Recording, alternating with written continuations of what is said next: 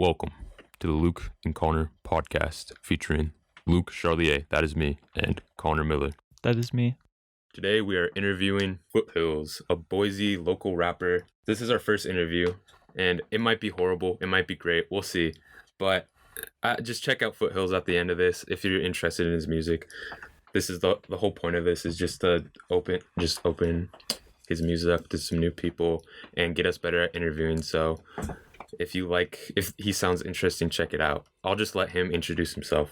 Yeah, I'm Futhills. Thanks you guys for having me on. I appreciate it. Like Luke said, I'm from Boise. I consider myself an emo rapper, like same vein as Juice WRLD or Lil Peep, that kind of stuff. But yeah, I'm glad to be here.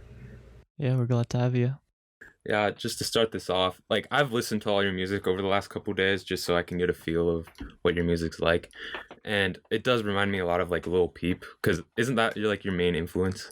Yeah, I would say when I first started thinking about kind of doing music or making music, I'd say Peep was kind of the driving inspiration, I'd say, yeah. And aren't you an OG Peep fan before he became super popular? Yeah, I mean, I remember I guess the main I remember when I first started listening to him, it was around when Come Over When You're Sober 1 came out, that kind of, so maybe 2017ish, kind of soon before he died, but yeah, definitely before.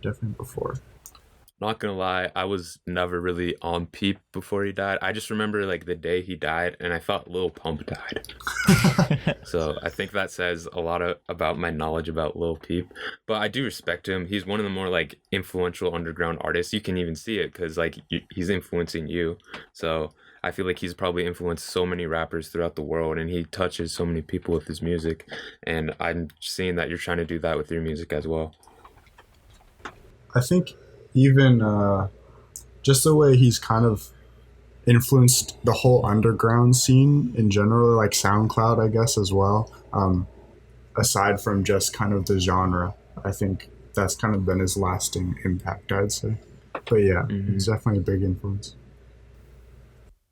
Yeah, I was never that big into his music either, but like Luke said, I respect him and stuff. He made good music.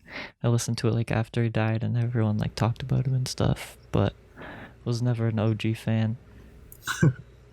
Yeah, I mean, I'm the first to admit that it's not for everyone, I guess. It's definitely kind of a niche genre for sure, or a niche type of music. But I think it's cool that you guys have both said that you respected him and that what he's his influence has been, and I think that's kind of the more important thing, I'd say. Yeah, for sure. You've never performed live, right? I have not, no. Yeah, I started making music last April.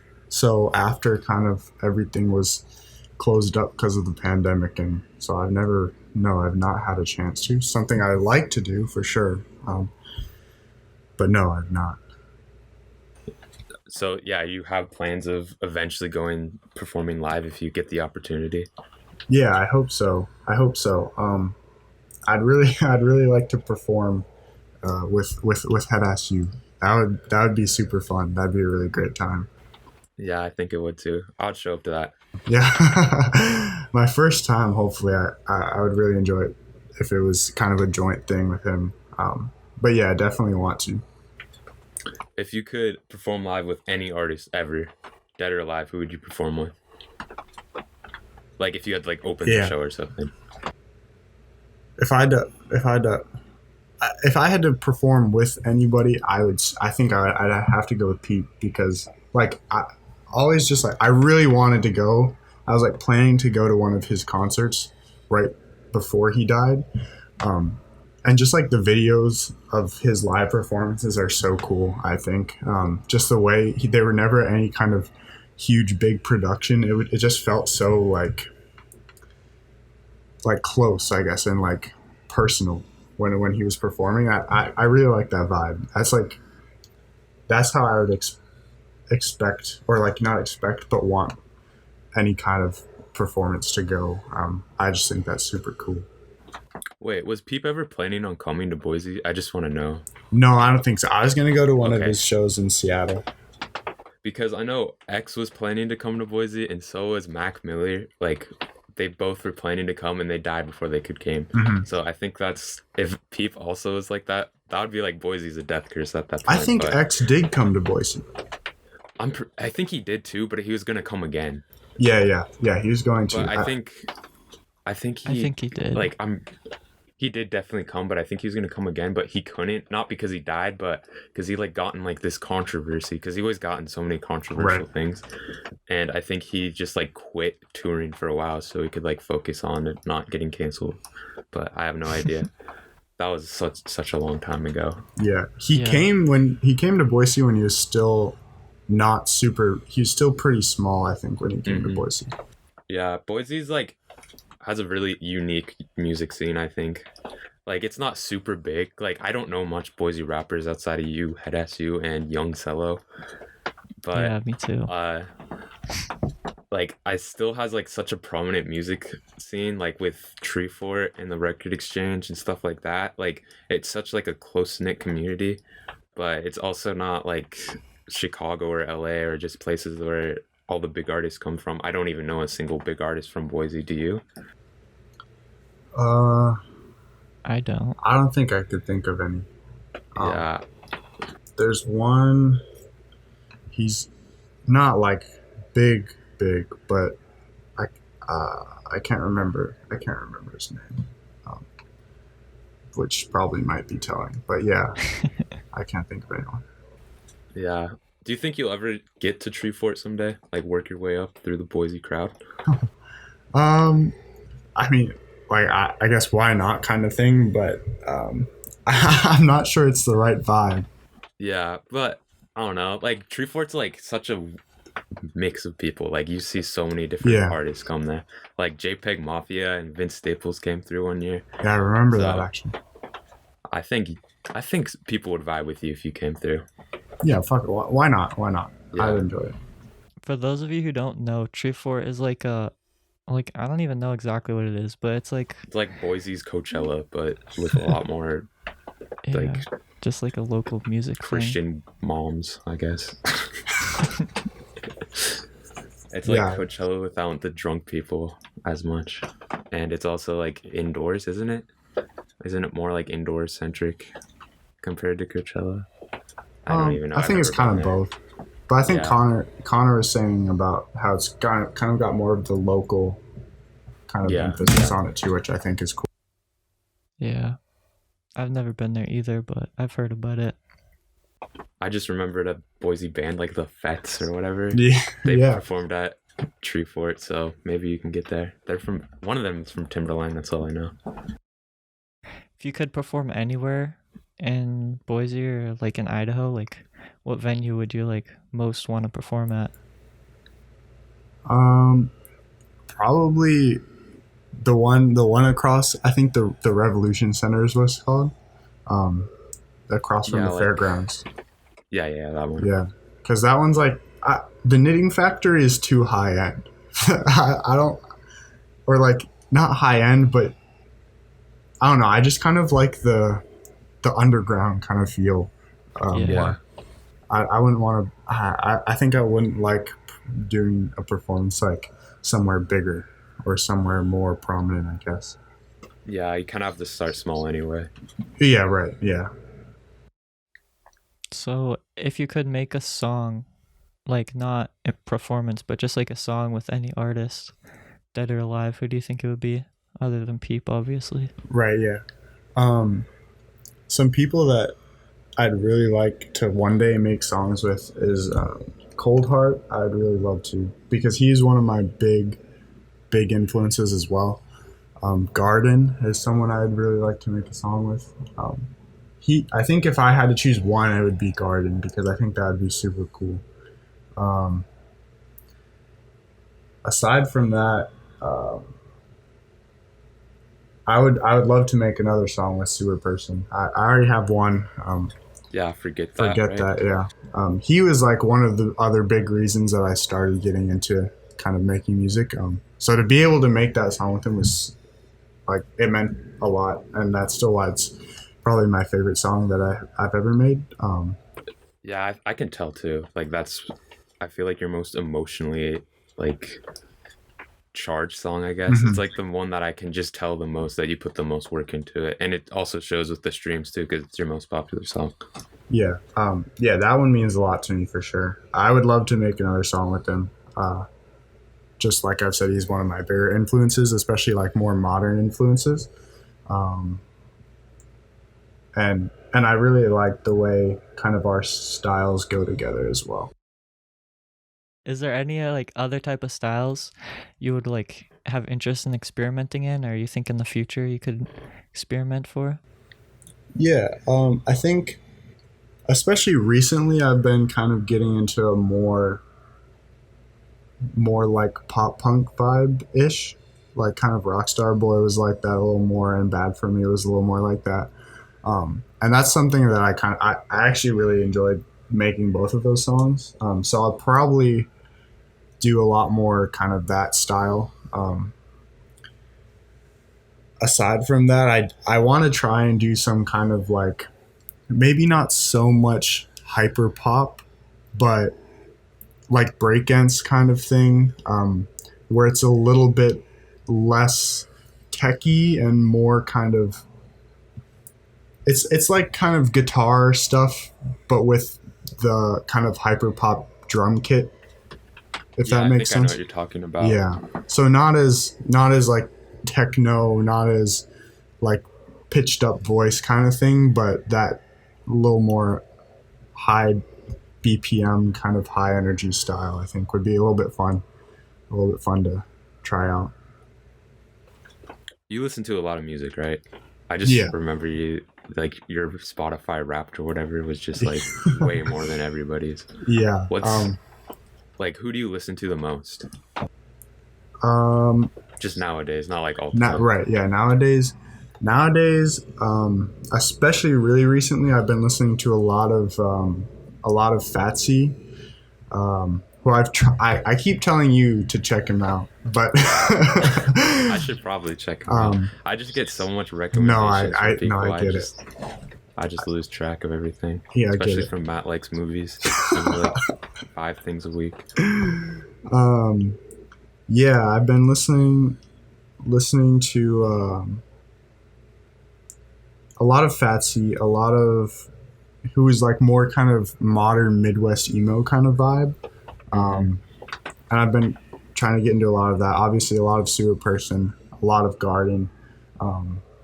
I've been getting back into Six Dogs a little bit since he passed away. I used to listen to him a lot. Fago Dreams. Right. Yeah. Yeah. That was made him big, but he's got a lot of great music. And I should probably check him out too. He kind of reminds me like Youngling. Yeah. I know that's repetitive, but like just the like younger version of him. Mm-hmm. He's got cool, just like a cool style, and it's really kind of both a mix of chill and kind of like the cloud rap, like you said, kind of vibe. But it's also got some of the more darker kind of themes behind it, which I like a lot. He mixes it really well. He mixes that really well. And then obviously breakdance too that I talked about, and a lot of Saya as well. Saya, I think, is they're gonna be big, I think, soon too. So all of them that's what I've been listening to a lot, like most recently. Would you rather get a feature on a DaBaby album or a Lil Baby album? Oh man, I'm trying to think, because I'm not going to fit in very well on either of those albums. Probably Lil Baby, I think. Yeah, I'd say that's more like closer to your style. Yeah, I think he's just more. Plus Obviously, he's a lot bigger right now too. Yeah, they're both talented, but I think he's more. DaBaby feels more kind of just like make catchy music to me, if that makes sense. Yeah. then which I mean is good in some sense. But yeah, I think I would go with Lil Biggie on that one. So in your production, like, do you produce your songs, or is it all just like other people, or are you just vocals really? I used to produce all for myself. I used to produce all for myself. Well, so obviously I went through the same phase that everybody goes through of like stealing beats off of YouTube and SoundCloud and like recording over those, Yeah. which is actually how I met one of the people who produces for me the most, whose name is Marius. He's from Lithuania. And that's one of my boys. That's one of the guys who I've met through music that I'm super close with. And he's part of Heartbreak You, one of the members of Heartbreak You. And then the other one who produces for me the most is Rachel, who is also from Boise. That's one of the homies. Yeah. And they're both super. Yeah, they're both super talented. So they do most of the production for me. Every once in a while, I'll lease a beat from like somebody a little bit bigger who's more kind of in the same kind of scene, I guess, as me. Like I've done a couple Splash Gang beats recently. I did a couple Sorrowbringer beats recently. But yeah, I do produce every once in a while. I produced a couple songs for Head SU. I produced Carpe Diem on Dead SU.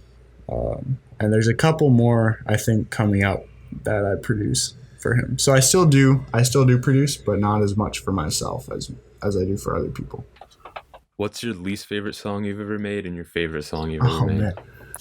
Man. My least favorite song that I've ever made, I think probably Don't Look Up or Last Night. Well, yeah, Don't Look Up or Last Night. I'm just not as much a fan of either of those. Don't Look Up was on Michigan. And it was kind of one that I threw on there last second because I just kind of wanted to add an extra song to it because I was just trying to put stuff out at that point and I didn't really like it. But I put it on anyways just because it kind of fit the vibe. And then Last Night was the third song I ever made, and it's just like on GarageBand, like with an Xbox headset. And so it's just the quality is not great, and I was trying my best, but it just doesn't work out sometimes like that. My favorite song that I've ever made, it has to be Forget That, I think. But aside from that, since I already kind of talked about that, Tomorrow, I think, is one of my favorite songs that I've ever made. Because it was my first song that I ever made. Coincidentally, also on the Xbox headset and GarageBand with the auto tune turned all the way up. But I don't know. There's just something about it, and it's like my third or fourth, maybe most played song. And it still works for me. It feels like I don't listen to it, and I'm like, why did I ever release this? Which I think kind of says something, at least to me, about the song and how I feel about the song. It's by no means like great, but I think there's just kind of some sentimental value to it. Yeah. What's your favorite album and EP, I guess? Like Michigan, 21 Club, or Heartbreak Tape? Out of those three, which one's your favorite? I've said recently that I didn't really like 21 Club so much. I think the difference between Michigan and 21 Club, though, is not negligible. It's like I think I made a lot of progress in mixing and that kind of stuff in my vocals. So I think I definitely like it better than Michigan. But I think overall I'd have to say the Heartbreak Tape, Volume 1. I just had so much fun making it. And I think it's so much better than anything that like either of us have put out so far, me and Head SU. So I think I'd have to go with that one. I just really enjoyed making it. And it was like a lot different than anything else that I usually do. So yeah, I think I'd go with that. Yeah, I think I'd have to agree. I think that's my favorite from you and Head Ass You. No Yeah. offense to Dead Ass You, but I think I like this better. Yeah, me too. No, I mean, I think he would agree. I think he would agree too, because I think you can tell kind of just the improvements, and if you listen to all of them, the improvements I think it's obvious and shows. So I don't think there's any offense there. Like, what event or thing to happen would let you know that, like, you've officially made it? You just made it. I think about this a lot, about making it, you know. Mm-hmm. And to me, it just feels like with what my goal was from the beginning of making music was just like to do things that I like, and along the way, if it, you know, helps somebody else, like resonates with someone else, like I'm so into listening to music because it's helped me through a lot of like dark stuff, like it's helped me through mental health issues and bad times and stuff like that. And I think if I could, along the way of doing things that I enjoyed doing, have that same effect on someone else, that's really all I want to do. I don't really care about like blowing up or anything like that. Yeah. Obviously, be cool to, I guess, like get some recognition from people that I look up to in kind of the community, but like really, it's always just been about what I said about just being able to make some stuff that I like and hopefully help out some people along the way. So I don't really like know what it is, but could you speak about like what Heartbreak You is and like that group, I guess? Yeah, so Heartbreak You is me, Head Ass You. We're the two people, vocalists, I guess. And then Sir Marius, and Rochelle, who are both the producers. And then Renee, I guess, is kind of he's our manager, I guess. And he does all of our music videos and stuff like that. But yeah, it's just kind of, I guess Anson Head Ass You was the first person that I kind of, or other artists in Boise that I connected with through like through our mutual friends, I guess. Him and Rochelle.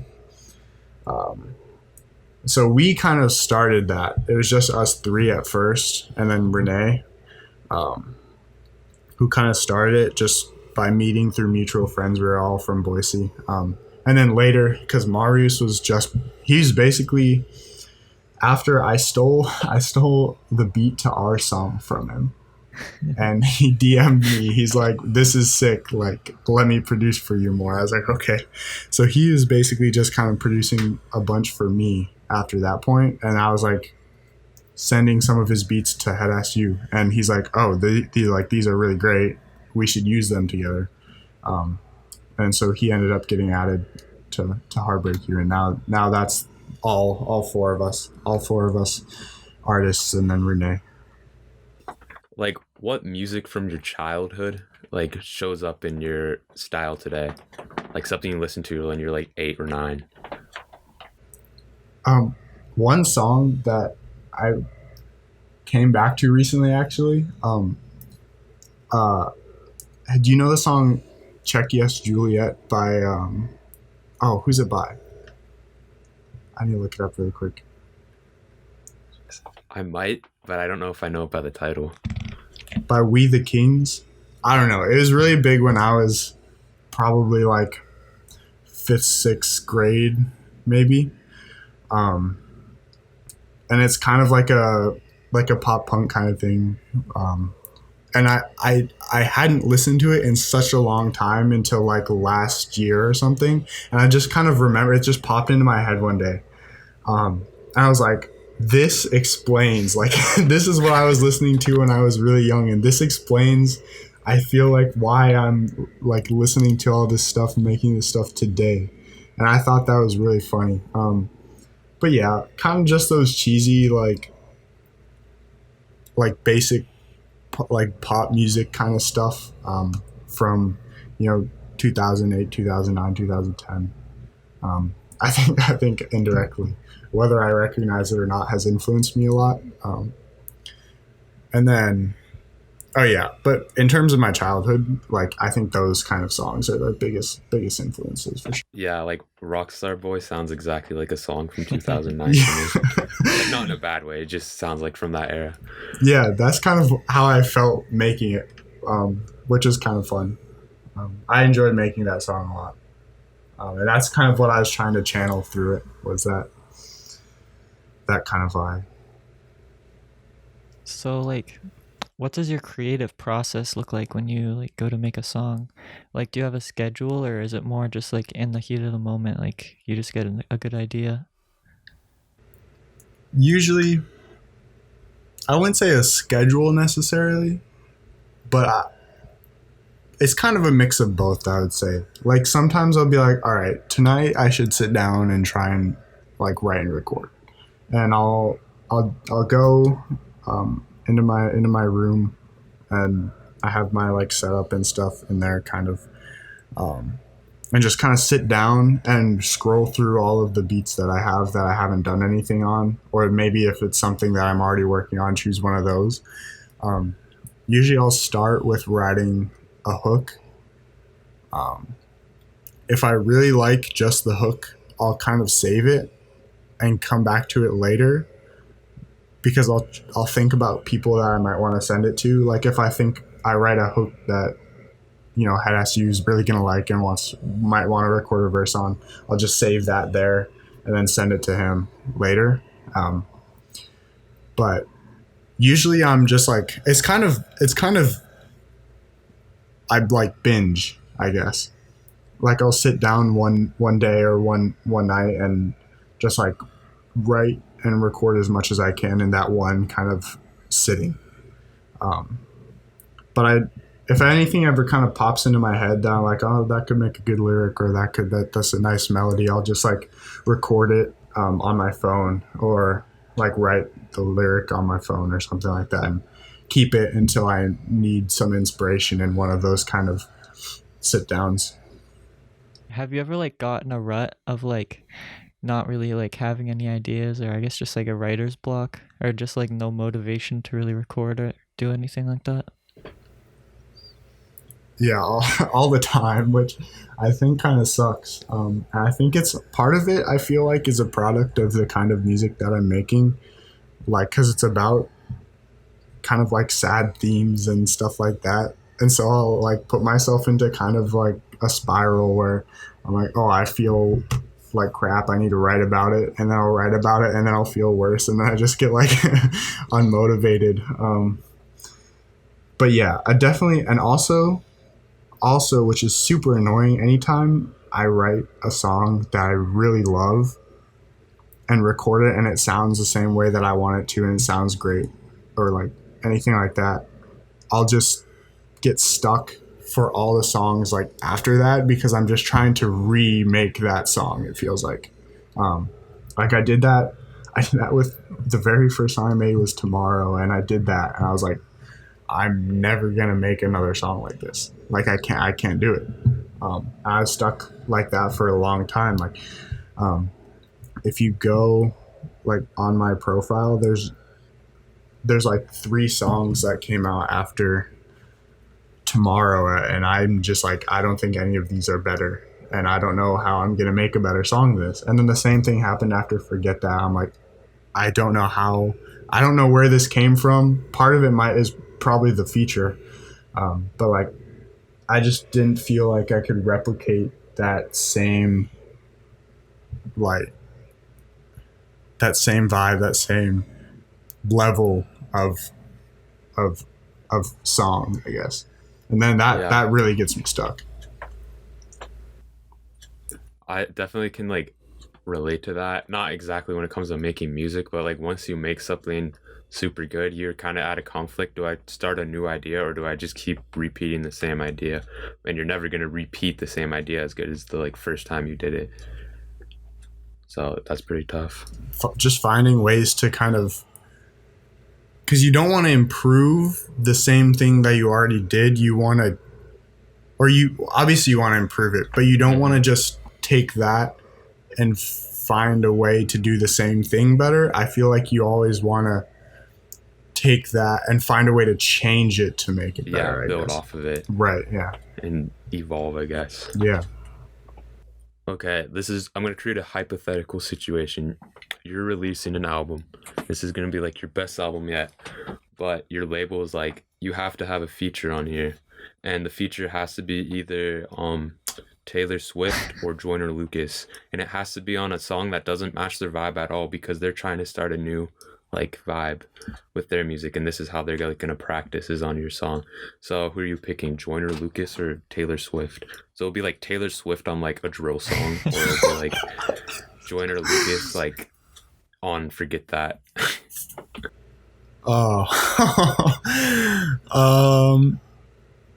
First of all, I want to say I think me and Taylor Swift could make a banger.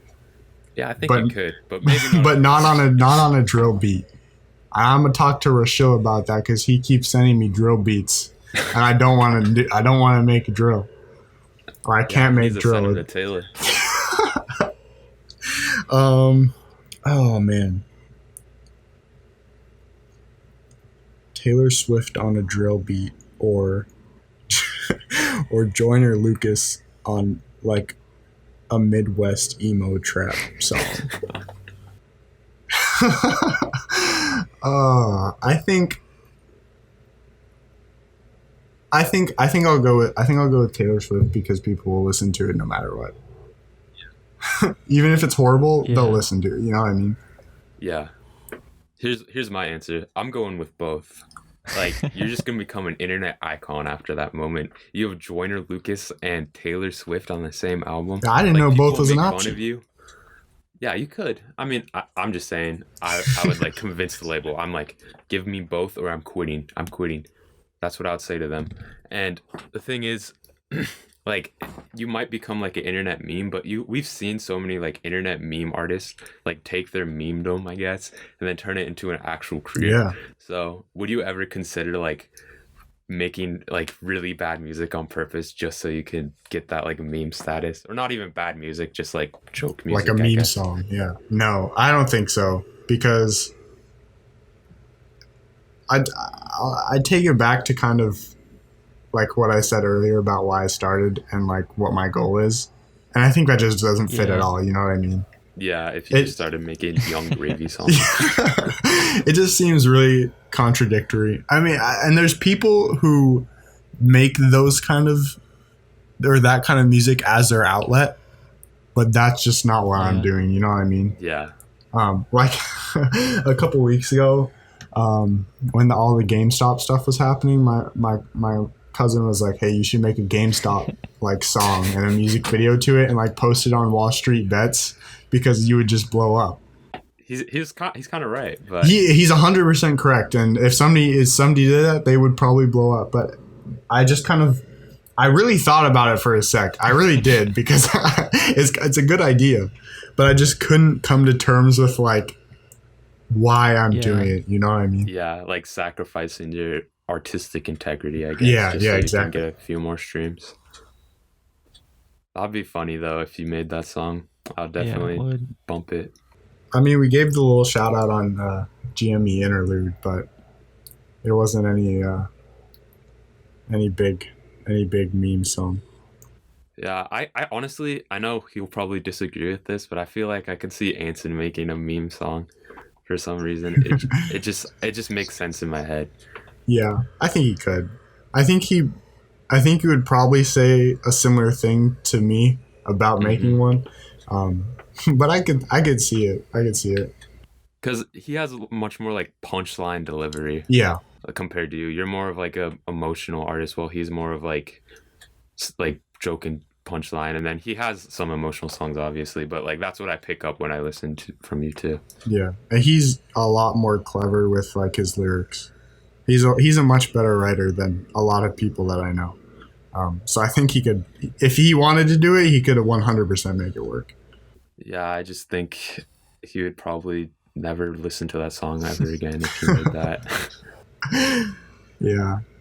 Say you weren't making music right now, or like you just never started this, like what do you think you'd be doing with your time? Well, I'm pretty busy, I guess, a lot of the times because right now I can't make too much. Since I'm at school, at college, I'm on the track team here, so that takes up a lot of my time. I work in a lab, which takes up a lot of my time, and then obviously just homework and stuff like that. So I really, right now, I haven't had too much time to really make anything, which has been a little bit of a bummer. And Anson keeps sending me or wanting to send me opens and stuff, and I'm like, I just like don't have time to do it. I've got a couple songs saved from when I was home for winter break that hopefully I'm gonna put out soon. But yeah, I guess if I wasn't doing music, what I would be doing right now is pretty much the same thing as I am doing right now. Yeah, just watching Netflix 1 time a week instead of Exactly. Whenever you like go like a little bit without creating music, do you like say like when you go back to it, do you like just have like a lot of new ideas and like a lot of motivation to do it, or are you kind of like out of the rhythm and you kind of have to like get back into it? I think maybe a little bit of both. Like I'll go back, and usually if I've taken a long break and I go back, it's because I've kind of found something in something I've been listening to that I really want to try and do. That's kind of a new idea for me. But like I'll get back to go record, and I'll just be like, I'll have the idea and know what I'm trying to do, but I'll just be like drawing blanks and just no clue how to do it, I guess, if that makes sense. And if I have like a really kind of out there idea, I'll make a few songs that will just be complete duds and then like just scrap them. And then eventually, after I kind of go through it a couple times, go through some different beats maybe, or different mixes too, then I'll usually be able to get back into it pretty well. Okay, I got a pretty controversial question for you. Do you like milk? Like just straight up? Yeah, like just any type of milk, like it's whole milk or low fat, whatever you prefer. Yeah, I drink whole milk straight up. It's great. I don't know why people hate it so much. I don't I've been know either. seeing all these memes. There's a lot of milk slander on the internet right now. Yeah, why do they hate milk so much? It's really good. It's good for your bones. Second of all, it tastes good. Especially whole milk. Like whole milk is just drinking a liquid milkshake. I know milkshake's already liquid, but like it's like I don't even know how to describe it. It's just so creamy and yummy. Yeah, usually I've got some in my fridge. I'm gonna be honest, I'm a milk hater. What the hell? This is Cancel the podcast. Are you a picky eater, Troy? No, I'm not. I eat damn near anything. Connor's really picky. Yeah. He just hates literally everything. It's annoying. When I went to Massachusetts, you know, like Massachusetts, they're known for like their seafood, right? Yeah, that's where I am right now. I didn't get to eat a single piece of seafood, a single damn piece, because of him and my other friend, because they're like, seafood's so gross. And then my other friend comes back with me, and like 2 months later he's eating sushi. I'm like, what are you doing? He's like, oh, I'm just trying new things. Like, why didn't you try new things when we're like right by the ocean? But it's whatever. I can't do much to control that. I'm usually not too down for eating seafood in Boise. Yeah, seafood in Boise it's not the best, but it's better than nothing, I guess. Yeah, true. Wait, you live in Massachusetts, you said? Yeah, that's where I go to college, school. at least? Yeah. Wait, Connor, where are you? Like Grafton? Yeah, I'm in Grafton. I don't know where anything is except for Boston and Springfield. That's actually crazy. So you're like technically a local artist where both of us live. I guess so. I don't know if I know one person in the Massachusetts music scene, and that's Odiase. But he's probably not. Yeah, you probably don't listen to him as much, Connor. I doubt it. I've never Maybe you heard of know him. him. No. No. Okay. Yeah. Yeah. He's also from Western Mass. But yeah, he's the only person I know. I was gonna say at the end of this, like, if you're an artist and you want to be interviewed, just hit us up. And if you're from Boise or Massachusetts, we'll like prioritize you since you're local. And I didn't even realize that you're technically local for both of us. I thought you were just local for me. So it's pretty crazy. I guess so. I don't think there's too much going on in the Western Massachusetts music scene, but I mean, it's probably better than Boise, I would think, because there's more people. And especially in like a more condensed area, but I don't know. I know nothing about Massachusetts music. Connor, is there any local rappers at your school? I feel like there is, but like I literally went there for like a semester and like a month, so really didn't like get to Oh yeah, meet you're any online. I forgot. yeah, I'm like all online, so I really like haven't gotten the full Massachusetts experience. I don't even know where you say you're from. Grafton? Is that what it was? Yeah. It's more like it's more western Massachusetts.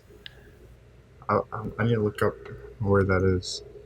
Isn't Grafton just like an hour from Boston? I don't really remember. Yeah, it's about an hour drive. It's not super far. We're about an hour and a half out. Oh, it's like by Worcester. Yeah. Worcester. Every time I read that, I think it's like Worcester, Yeah, that's what everyone thinks. because it's like that's how it's spelled. Yeah. But it's Worcester. Worcester. People from Boston are insane. Yeah. Like, and Providence. Providence is worse because me and Connor, we went to the mall in Providence, and we saw an actual fight. There was like two like crack addicts. I don't know if they're crack addicts, but it was like in this park by the mall, and they're just like shoving each other, and there's like this big altercation, and then there was like a third person just like chilling, just being like yeah, like Yeah. backing one of the people up. It was crazy. But I think that's about. Actually, let's ask one more question. What's your next move? My next move? Yeah. Like I said, I've got a few finished songs from last winter. One was gonna be on the Heartbreak tape, but we didn't finish it in time. One is a little bit more of kind of that hyper pop, I guess, vibe, breakdance kind of vibe. That one's produced by Sorrowbringer. And then one more Splash Gang song that's a little bit more kind of depressed, I guess. But yeah, I've got those three that I'm gonna try and space out over the next couple months, just to keep getting stuff out if I am not able to record any more while I'm here. But yeah, it's crunch time.